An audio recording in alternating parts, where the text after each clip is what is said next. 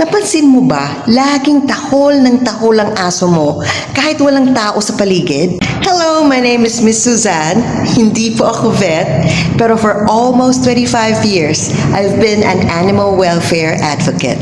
I also had an international NGO that helps uplift the lives of Philippine dogs. Barking is their way of communicating. Sa 25 years ko sa animal welfare at sa dog rescue, nakikita ko na sometimes it's stress, boredom, or uncertainty. Hindi lang ingay. Ito ang way nila para sabihin, may problema ako. Kung nangyari to, try mo muna i-observe.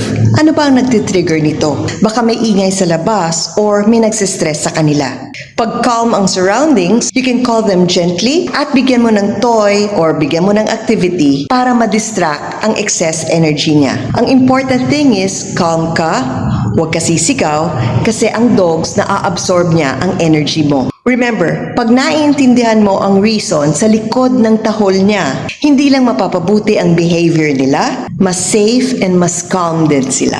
Share mo to sa ibang dog parent, baka makatulong din sa kanila.